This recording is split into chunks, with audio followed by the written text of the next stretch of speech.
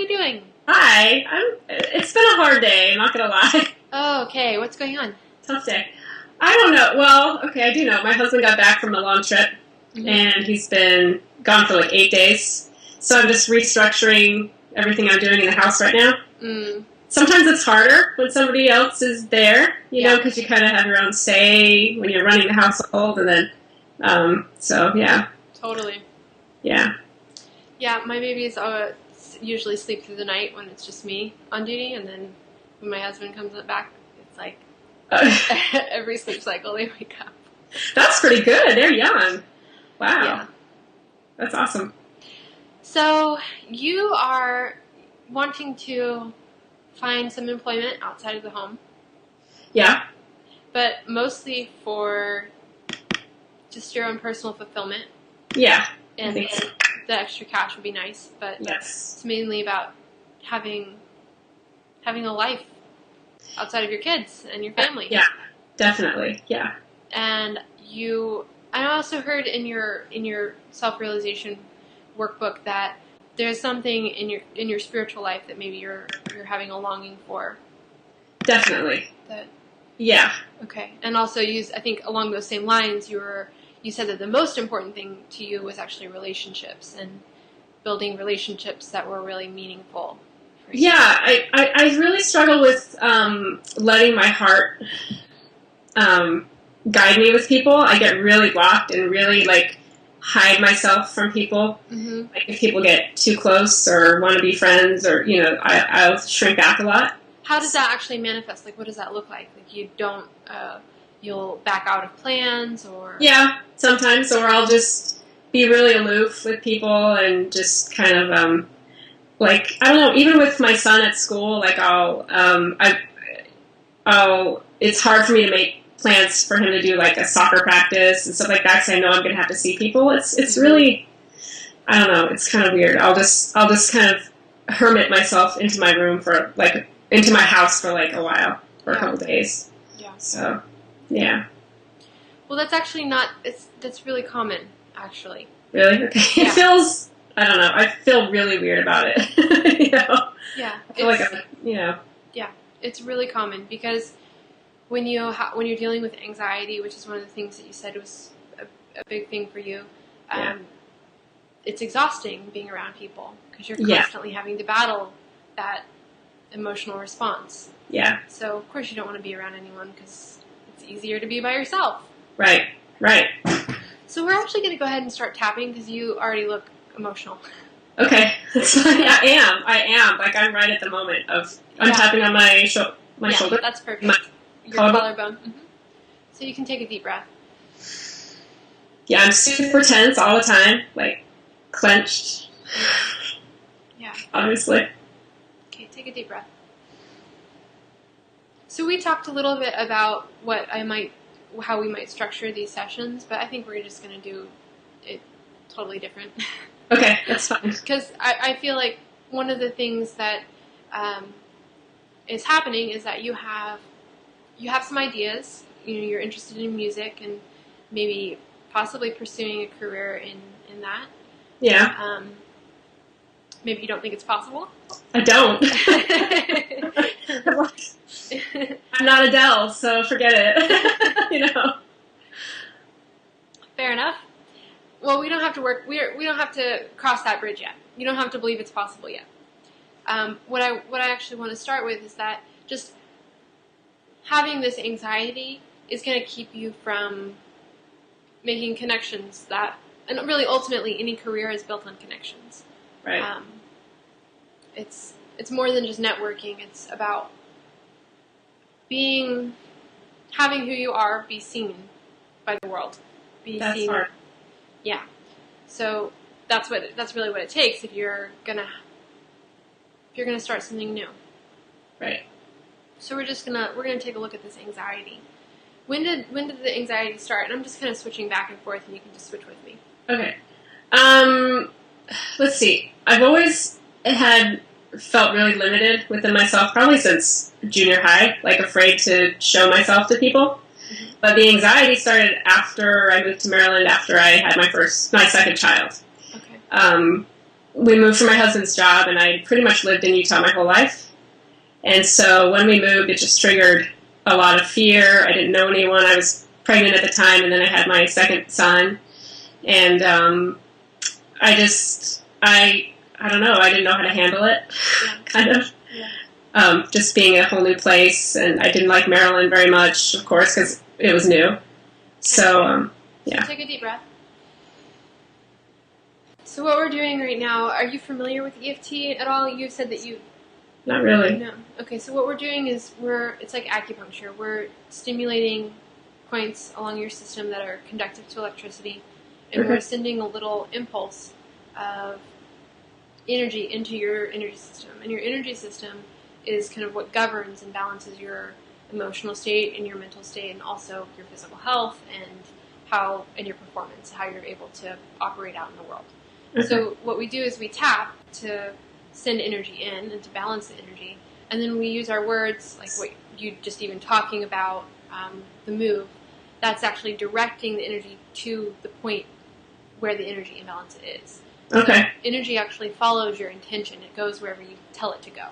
So when you tell it to go to that blockage that was created when you were pregnant and you just moved to Maryland and that was stressful and you felt all this anxiety, that's where the energy goes that's coming from the tapping. So it's balancing as you're speaking. And what we'll do in a few minutes is we'll actually do a call and response. So I'll say something like, this anxiety, and then you say this anxiety, and then you say, I love and I accept myself, and you say, I love and I accept myself, and that's how the EFT goes. Okay. So take a deep breath.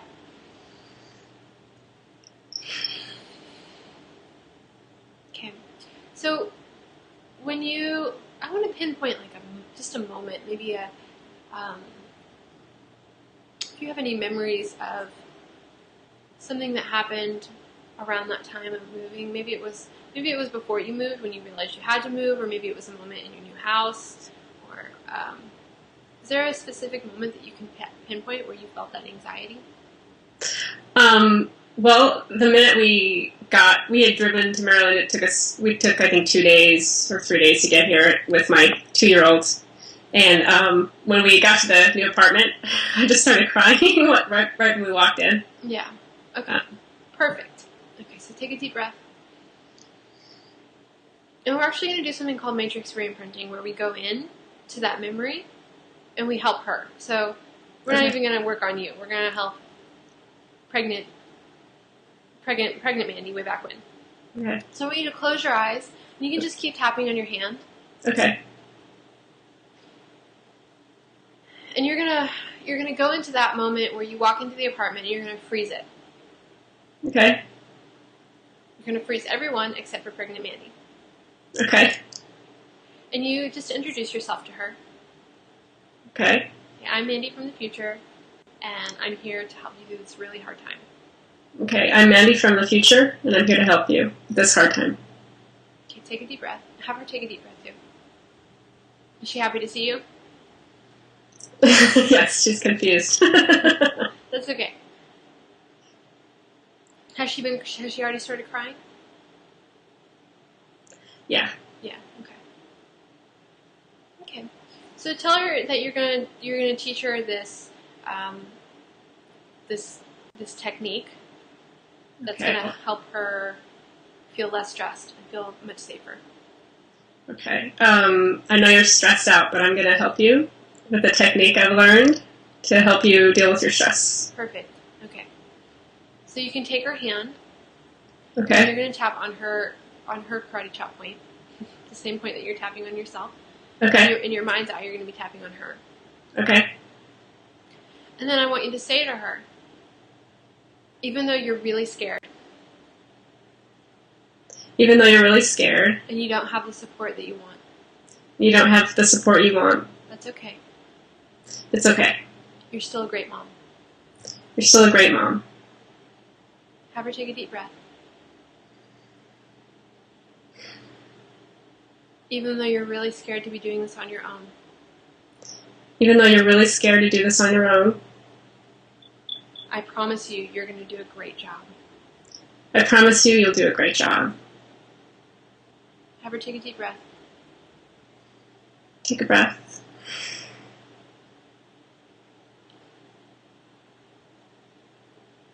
And ask her how she's feeling now. How are you feeling? More relaxed. Okay. More confident. Okay. Is there anything else that she would like your help with?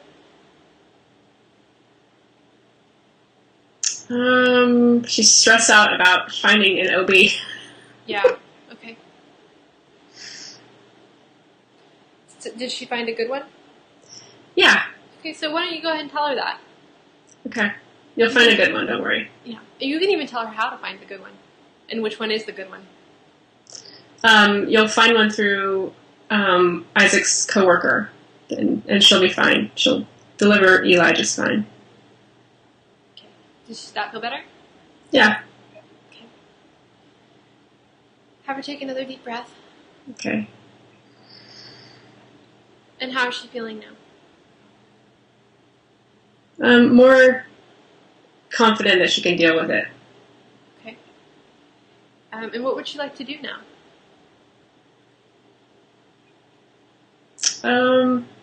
Hug Sam. Okay.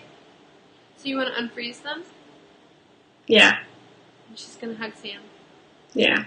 And I just want you to see her. You can put your hand on your heart now. And see her hugging Sam and see her how she's relaxed. See her belly. Maybe her shoulders are relaxed down now and her face is soft and she's being held. And just breathe that in. Let that feeling and that memory flow in from the top of your head all the way down to your toes. Let it fill up your heart and send that out in every direction.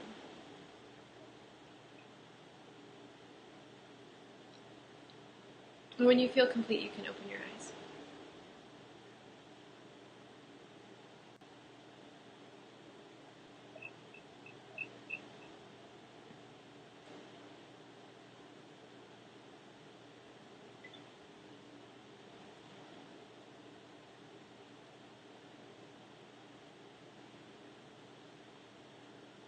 Okay. So it may not be... How are you feeling, by the way? More relaxed. Good. Better than I was before. Good. So it may not be immediately apparent like what this has to do with starting a new career, but when you have limited emotional resources, nothing else can move in your life. You can't build new things. You have to just stay inside the container of what your life is now. So it's exhausting, like we were talking about before. Going out and making connections is exhausting when you're anxious. So the funny thing about anxiety is that it really rarely has anything to do with the present moment. It's usually just something happened, and it's like a moment. Right. Happened a long time ago, and we've been carrying that anxiety ever since. So you've been having this anxiety of being on your own and not having the support you need since that day. Most of the time, those first initial experiences happen before we're 6 years old. So, in other sessions, what we would do is we'd actually go back earlier, because there's whatever that was, like maybe it's the lesson of I'm on my own, or nobody's going to help me, or whatever it is that you were feeling in that moment was true, that sucked your energy and made you fearful. You learned that a long time ago. Yeah. And this is just more evidence to prove that lesson that you already know. Does that feel accurate? Yeah, definitely. Okay. And what happens when you actually go to the original source is it knocks down, it's like a domino effect, where you hit the first one and it just knocks all the other one out of the park. So you don't have to go and talk about every single messed up thing that's ever happened to you. You just knock out the biggies that happen early on, and that kind of collapses the rest of them. Another thing that I want to tell you about this is that you can look at this as kind of your emotional landscape is your resources. This is like where you can go emotionally, and if you have a lot of those triggers, if you have a lot of those traumatic experiences in your past, that's where you go. So you're walking down the street and then you see the guy that reminds you of the guy that hurt you, and then you hear the car honk, and that reminds you of the car accident you were in, and then you can't get a hold of your husband, and that's just like when, you were lost in the grocery store, and it's like that's what your life is like. You keep getting sent back to those past experiences. So what we just did is we went into that experience and we actually created as a positive experience where you were having a connection with Sam. So now that where that was a place that you could go emotionally as a negative place, it's now a place you can go emotionally as a positive place. Awesome. Does that all make sense? Yeah. Do you have any questions? Makes a lot of sense. No, I just, when you say that happens before you're 6, that triggers my anxiety of, oh great, what have I done to my kids? Okay, well yes, that's a really valid thing. You've totally screwed up your kids. Right. Just because I'm so screwed up. So I've screwed them up already. Even if you were perfect, you would screw them up. Because, and this is a really important thing to understand. It doesn't matter what happened. It only matters how you experience it. So if you were the perfect parent and you were there every second, the exact way that they needed you to be there, you would still screw them up. Okay. Because at some moment when you were there, it wouldn't occur to them that you were there. It wouldn't occur to them that you were doing what you were doing. They would see it in a different way. They would see it as they were abandoned. They would see it as you didn't like them or didn't want them. That's just their experience. Right. And that's what we learn from. We learn from our own experience, not from what actually happens. So that's helpful for you to know about your own past, because sometimes people have the experience, well, nothing ever bad happened to me. I didn't, I had 2 loving parents. I wasn't abused. So why do I have issues? It doesn't matter. It could be a bee sting. It could be like being left at the grocery store. Right. It could be such small things that cause these patterns in your life. Okay. So if we pay attention to the patterns now, we can live with them differently, or no, you actually undo them. Say that again. You actually undo them. Cool. Yeah. It's good. Yeah. Yeah. It's not a coping mechanism. It's not a coping strategy. It's sometimes it takes a little bit of investigating. Like we would look at when was actually the first time you experienced whatever it was you were experiencing when you walked into that apartment. Right. Do you have an idea of when that might have been? I mean, feeling alone, I don't. I feeling, I can remember lots of incidences where I didn't feel enough confidence in myself to do certain things. Mm-hmm. Like I couldn't handle things. Mm-hmm. But one specific early one, not really. Like in junior high, all the time I wanted to take an art class or, sing or do something, and I would always, shy away from it. I'd make up some reason why I couldn't do it. Yeah. So, I don't know.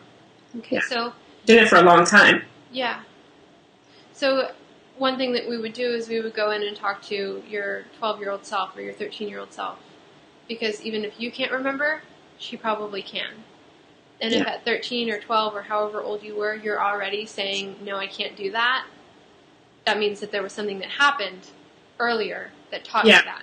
You learned that from something. Definitely. My mom is very similar in this, too. She's always got a reason why she can't do something, so... Yeah. I assume I got it from her, but I don't know. Yeah. Well, that's something that I think we talked about last time we spoke, is that sometimes... our issues are learned.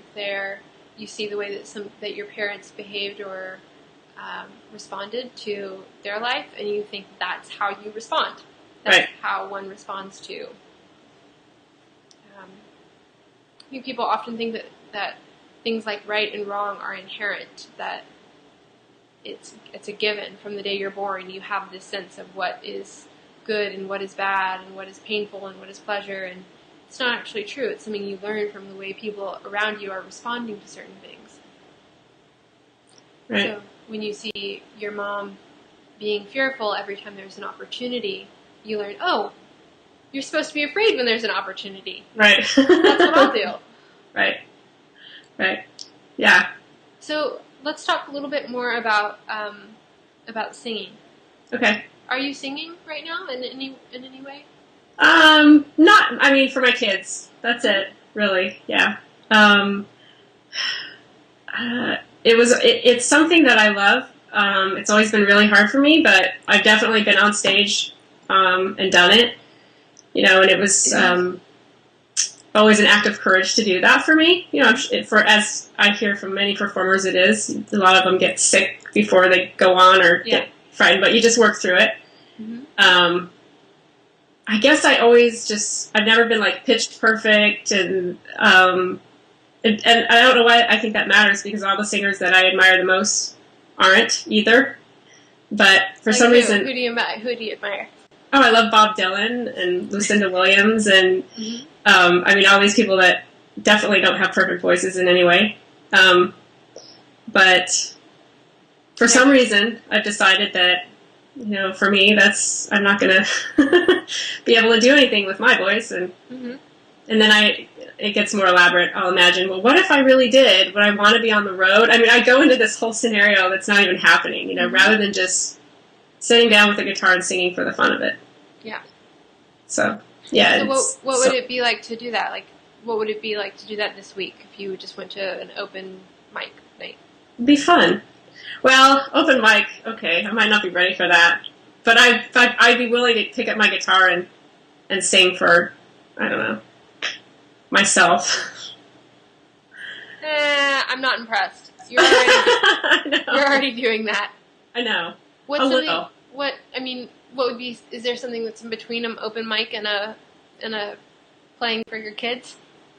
Getting more lessons is something in between. I'm not really like my guitar skills. I had a band backing me up before, and my guitar skills are really lame. So, if I got better, I don't know. Maybe if I got better at that, then I'd. Yeah, I have a feeling that that's like a never-ending story. Yeah. If I got better, then. Right. Now I'm the best at guitar and the best at singing, but if I only got better at stage performance. Right, then I could do it. Yeah, that's true. There's always something else that's not good enough. Yeah, maybe there's an open mic thing somewhere. Okay, so how do you feel thinking about that? Like that as a reality? It's possible. I think that's a possible reality. Yeah. Oh, good. It's homework then. It sounds like my mind always just scurries around. Where would I find that here? There's no good venues here. That's fine. Your mind can go wherever it needs to go. What you have to learn to do is to just do things regardless of what your mind says. So it's like, you ever feel just like really too tired to brush your teeth? Yeah. Do you feel too tired to brush your teeth pretty much most nights? Yeah. Do you brush your teeth anyways? Yeah, I do. It's the same thing. Yeah. It's like, yeah, you don't want to. Who cares? That's not the point. No, you don't want to face your fear and play guitar with your lousy playing and sing out of tune in front of a bunch of strangers in like some stupid coffee bar on a Tuesday night. But it's kind of what I do. But it's kind of what you should do anyways. Yeah. Yeah, that's true. Because you'll feel awesome afterwards. Yeah, definitely. Okay, so your homework is to find a venue. Okay. And pick maybe, I don't know how long, like 1 or 2 songs. Okay. That sounds doable. Practice them and play them. Okay. That's good. Are you actually, will you actually do that if I talk to you next week? Are you going to be like, well, No, I will, yeah. Okay. And I have to get myself into this venue, but I will. Yeah. Okay. I'm sure there's an open mic somewhere. Yes, I'm sure there is. They're everywhere. Okay, good. So, this isn't like, yay, you've started your new career. You're playing an open mic night. Yeah. But it's a way for you to start showing up as who you are, so that at some point, it becomes, the pathway emerges. You know, Okay. it's important to just start with what Yeah. you know about yourself, what you know you're capable of doing, and then more opportunities show up out of that. Okay. And granted, you know, it's like, of course, it's like 1 in a million that become, you know, super mega pop stars, but that's probably not what you want anyways. Not exactly. Yeah. There's another venue, there's another opportunity, there's another path that is right for you, that you have the resources for, that you have that kind of, it's going to be what's easiest for you. It's going to be what comes naturally, the pathway that comes naturally. How are you feeling right now? A little anxious about that. Yeah. I mean, I know I can do it. Okay, so can you tell me a little bit about what your anxiety is from? It's from, I don't know. It's kind of like, am I still trying to pursue this old dream? You know, like what, am I not too old for this? I don't know. That kind of stuff, you Anything know? else? Like how silly is that? I don't know. Can I ask you something? Yeah. Is this an old dream or is it a current dream? I don't know anymore. Well, imagine it. Close your eyes and imagine it. Imagine myself doing it. Doing it? Yeah, what's it feel like? Well, it feels joyful because I love to sing. It feels scary because I don't know. I don't remember. This self feels older. Feels in the past a little. Mm-hmm. Like who you're imagining yourself as. You feel like, oh, this isn't me anymore. Maybe a little, yeah. But I should open it up just to see, right? I mean, I shouldn't just disregard it since it still comes up all the time. Totally. And joy is reason enough.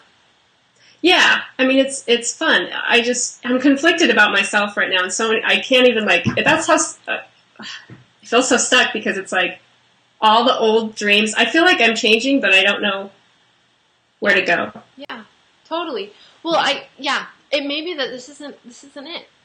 It's completely possible. I mean, but I should just try it. Yeah. Yeah. It's, the point isn't the singing. That's not the point. The point is the joy. Right. And the point is the self-exploration. In right. Time where it's you on stage being seen by a bunch of other people as somebody who's singing, not as a mom and a wife and somebody who's... And I guess that used to matter to me more. Now it's more like just using myself is more important than being seen in a certain sense. Mm-hmm. Because I don't flex that muscle anymore. Mm-hmm. If that makes any sense. So I should just do it and see. You know, if I get a lot of joy out of it and I'm really loving it, then I should continue. And if I'm like, this isn't me anymore, then, you know, then I can go from there. Yes. Yeah. I agree. And I think that as far as the employment, I want to know if you had like a really rockin' hobby that was successful as a hobby and fulfilled you, would that be enough? Or is the money important? That's a good question. And I'm asking if the money is important because you like need the extra cash, and I'm also asking, is it important because it gives an emotional component that's important? Yeah. I definitely need the extra cash, so that would be great. I would really, if I found something that I really love to do, it's really hard. I would like to be paid. Yeah, I would like to be paid for it, for sure. I want to say it doesn't matter, but I think it does. Yeah, that's valid. That's valid. It's hard for me to say that. It's really hard for me to say that. Okay. Because you're not supposed to want money? Mm-mm. My parents I don't know. I'm not supposed to worry about money, but of course I do. Who doesn't? Yeah. Well, it's not always a matter of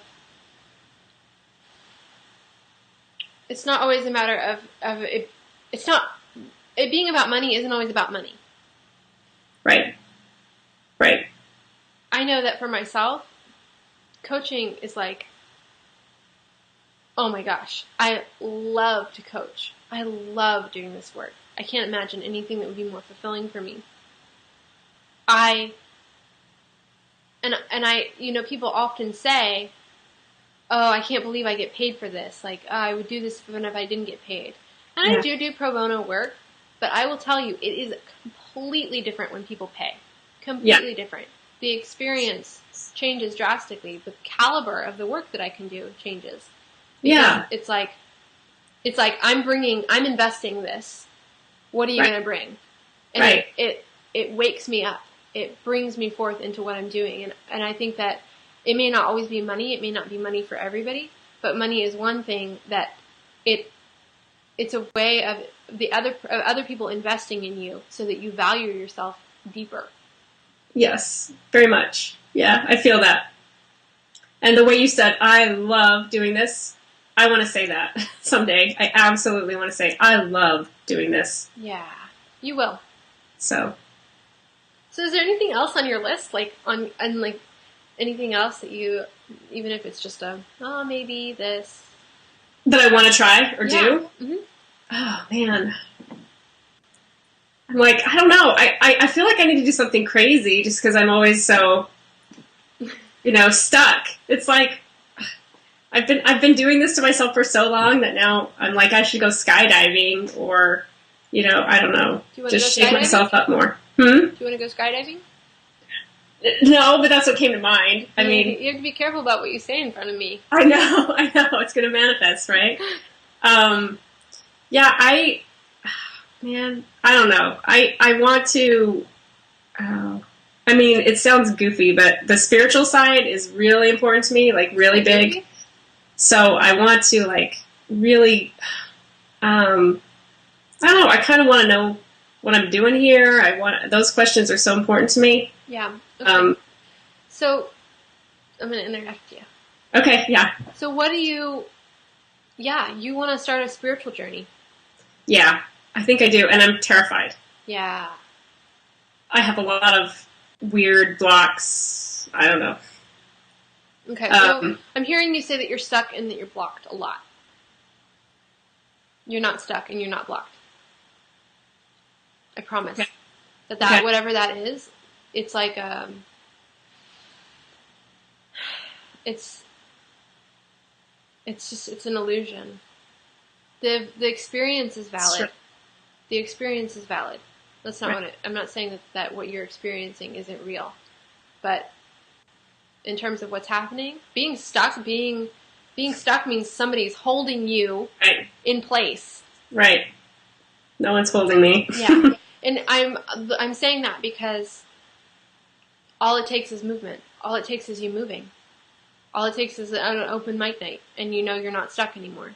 You know that you were never stuck, that you just weren't moving. Yeah. That's the difference. Is stuck is you're unable to move, and where you are is just you're not moving. Yes. Yes. So, spiritual path. You're a little bit afraid that you're going to find something really big and powerful and heart-opening and ego-destroying. And, absolutely. Yeah. It's a valid fear. You probably will find something that's heart-opening and ego-destroying. Yeah. I mean, the more I even look at things like that, the more I read, it is. And opening your heart is terrifying, I think. But it's also, it's almost like, to me, the biggest thing that I could do. Yeah. So. Yeah. So you need spiritual community.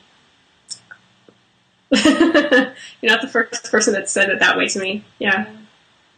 I'm really, I don't know where to find that. Yeah. Do you, are you more comfortable or less comfortable with any particular kind of denomination or kind of spiritual conversation? Yeah, I mean, I didn't have any church background or any religious background, really, growing up. I think, so I could start anywhere. I'm more inclined towards a I don't know, maybe almost not Zen, but more of the thinking like Eckhart Tolle and, looked into Byron Katie and that kind of stuff resonates with me more. Adyashanti, a little bit more than, say, going to a Catholic church on Sundays. Yeah. But my husband grew up in the LDS church. He was Mormon growing up, and I have a lot of that in my background too. Mm-hmm. And I keep getting sort of like pressured. I shouldn't say pressured, but his mom is like, you guys should go to church and bring the kids, meaning the Mormon church. Yeah. And, I had missionaries at my door last week. I have it doesn't, when I sit in that church, that particular church, it doesn't fill my heart up. But something about it keeps calling me in a certain sense. And I don't know why. And I want to resist it. But I also want to learn to embrace it. If I can be confident in myself and know myself, then I know that I can open my heart to any type of person. So, I don't know. Okay, so I have,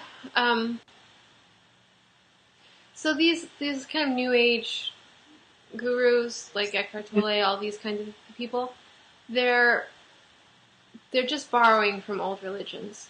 Right. And when you get to whatever they're studying, right, it has just as many flaws as any other religion. The Eastern religions are just as riddled with guilt and confusion and everything else as any of the Christian religions are.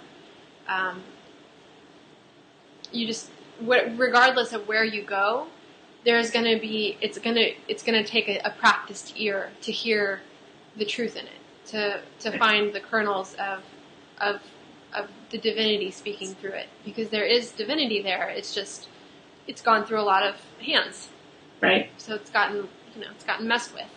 Yeah. But I think maybe in the New Age world, Christians and Christianity has kind of a bad rap. Yeah.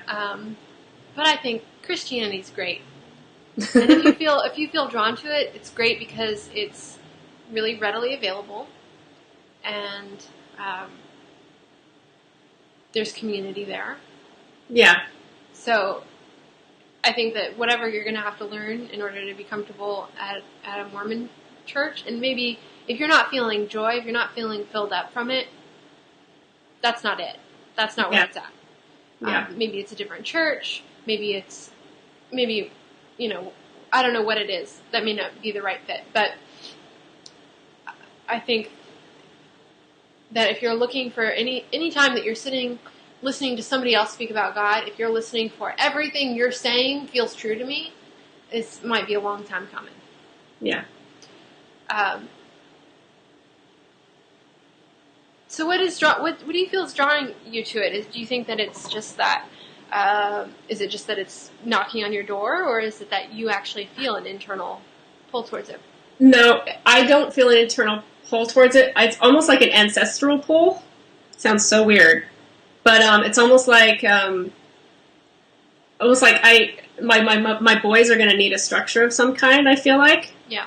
They're both already asking about God. They want to know what happens when you die, and since I didn't go to church as a kid, I feel like, boy, maybe I could give that to them somehow, some kind of a structure there for them. Yeah. So I think it's my kids in terms of the Mormon church. Yeah. In terms of myself, though, I mean, no, I don't. It doesn't fill me up. Okay. Well, I really understand that desire to raise your kids inside of a spiritual structure.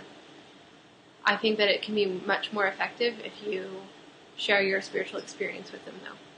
Because kids will listen to somebody standing at a pew like they're right. Right. And that's giving somebody else quite a bit of responsibility for the spiritual well-being of your children.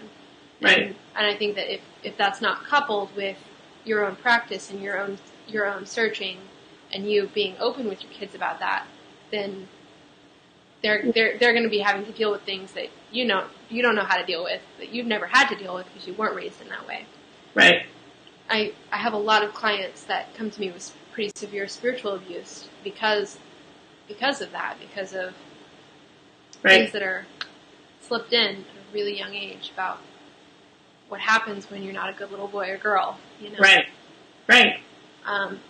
So I think that way more important for your kids is you being on a spiritual journey, you being you being aware of your spiritual life, right, and being open with them about that. Okay. So you could just invite them as you're learning. If you listen to books on tape, listen to them while they're around, and if you want to experiment with going to a kirtan or going to a yoga class, there's tons that invite kids to come along with them. Right. So I think that could be a really a way for you to meet both of those needs. Yeah. And I think that another thing that I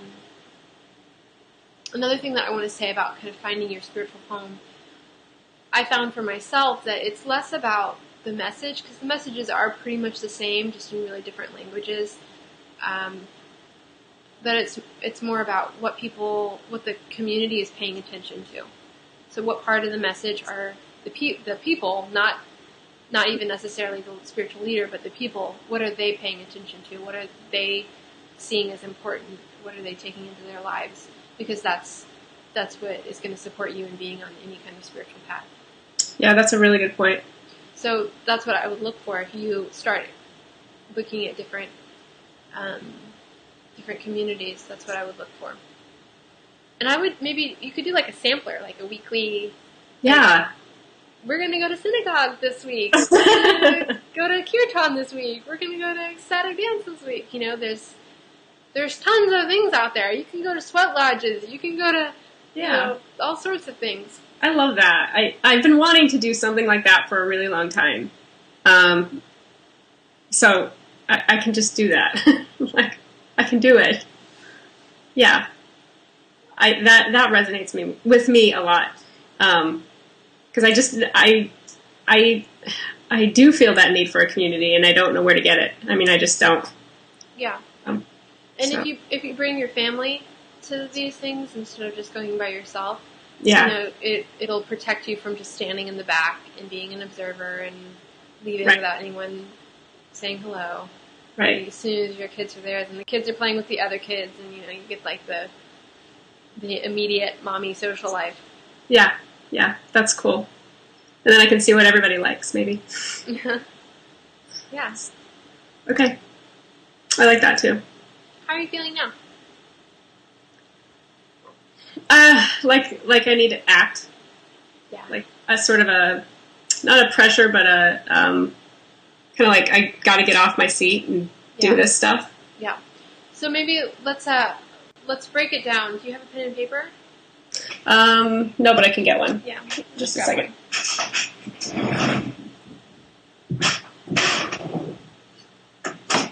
Right here.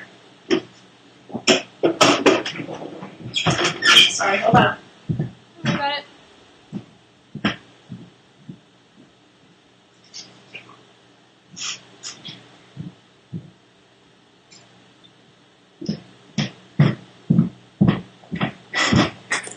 Okay, got it. So I want to break up what is on your to-do list into actual steps. Because when you're feeling stuck, if you tell somebody who thinks that they're stuck to go run a marathon, then they're just going to stay still. You tell somebody to lift your left leg, move left leg forward, put left foot down, then it seems manageable. It seems like, oh yeah, I can do that. Right. So, for playing an open mic, you need to find a venue. So what are you going to actually do to find a venue?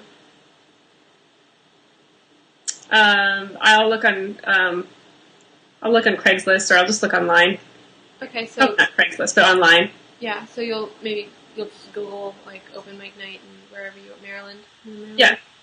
Okay. Yeah. And then the next step would be to call them or find out exactly when it is. Okay. And then the next step would be to talk to your husband and make sure you can get that time to yourself. Okay. And then you would need to pick some songs. Okay. And then schedule some time to practice those songs. Yep. You could probably do that really easily with your boys. They can help you. Maybe pick songs and practice. Okay.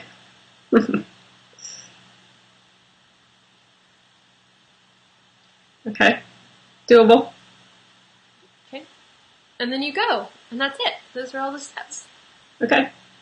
Can you think of anything else in there that I'm missing that you need to do in order to accomplish that goal? That looks good. Okay. So what spiritual venue are you going to explore this week? God, I don't know. I don't have one right offhand. I would like to do something close by my house so that I can bring my family. And again, I'll probably need to find something online. Okay. So find some sort of spiritual venue online that's close to your house. Okay. Do you have any other things that you want to call into that? Like, do you have a preference or that you're wanting a certain kind of experience? Also, obviously, it has to be child-friendly. Yeah. Child-friendly and, yeah, probably on a weekend so we can all go. And, yeah, I have a feeling if I just do a little bit of searching, that one will come popping out at me. So. Okay. So then again, it would just be a matter of then talking to your husband, and will he feel good about going with you? Do you think? Yeah, he will. Okay. He'll go. He may not feel good about it, but he'll go. So he'll support me on that. And so yeah, talk to him, make sure we can find agree on a time. Good. Yeah. Okay. Yeah, that one doesn't scare me at all. Really, the open mic is a little more terrifying. Mm-hmm. That's okay. Just breathe. Breathing is like the best thing in the world for anxiety. Okay. You can also tap before you go on stage. Even though I have this anxiety, even though they're going to throw tomatoes at me, even though I suck, even though I'm not good enough for this tiny little cafe. And if I think of it in terms of one or two songs, that seems doable to me. So yeah, they usually, I think most places would cap it at 3 songs. Yeah, so I can do that. Cool. Yeah. Okay. So do you have any questions for me or anything else you want to say or anything you feel confused about or anything that's important to you that didn't get addressed? No, but I thank you for, reminding me about the blocked, sometimes just the things that I say, it matters. So that's a good reminder. Yeah.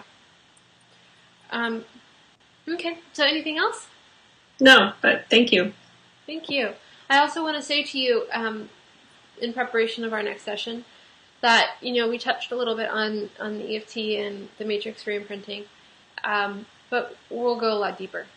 Okay. And the things that you said, like about an ancestral pull, those things are valid. And